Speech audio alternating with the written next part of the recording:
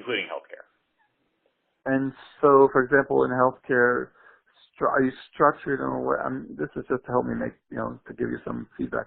Are you structured in a way where you have like a healthcare partner, for example, who's in charge of the healthcare practice? Yeah. Yes. Mhm. Okay, so a lot of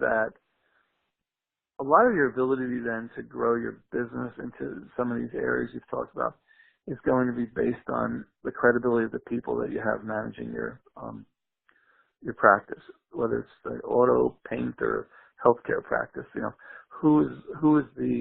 What's the background and credibility of your partner and the people that are surrounding him or her? What are the connections they have? As I mentioned, I think, and maybe this is the way it works in public relations, but if you're sitting in the CEO's corner office of a big global pharma company and you think that there's a project you need to do, rarely have I seen them call beyond the two or three people they've had good experience with in the past. So it is a little tough to crack that nut, and I think the way to crack it is to find relationships with those people that they can think, of going in a different direction than they normally go in, and pick up the phone and call, somebody besides the big three. Great. Okay, that's helpful. Do you have any ideas about what kinds of questions we should be prepared to answer about these kinds of offerings and our role in providing them? Well, I think the most important question is, who are you and why do you think you can help me? What do you bring to the table in terms of people, resources, connections? What do you bring to the table in terms of systems, processes, experience, and knowledge? I've seen so many projects fail because at the end of the day, the CEO, called in one of his people people he's had an experience with.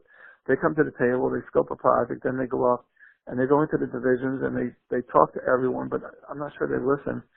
And then without ever coming back to the divisions or the middle level people, they go to make a recommendation to senior management.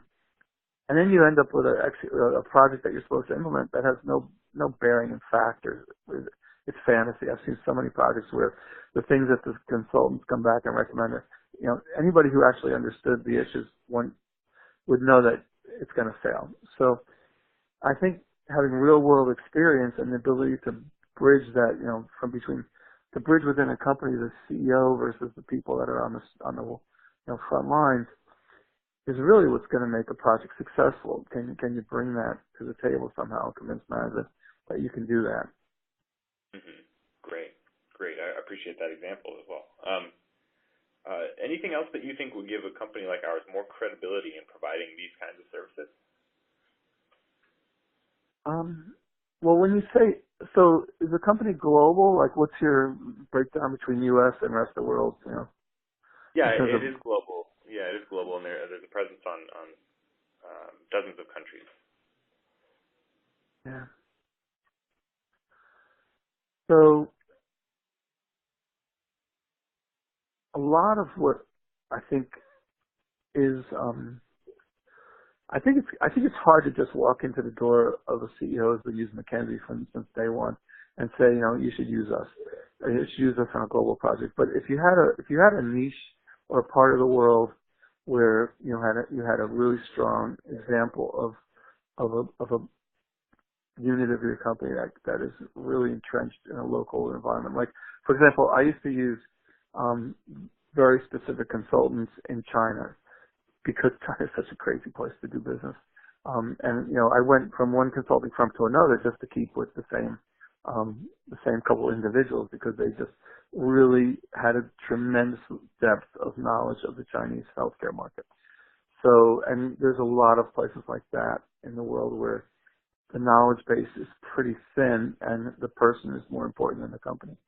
So if you could, if you could figure out what are your true strengths that you could leverage in order to bring some solutions to a company that you could then use to bridge to expand your business to other areas, that would probably be, in my mind, the best way. Again, everybody likes to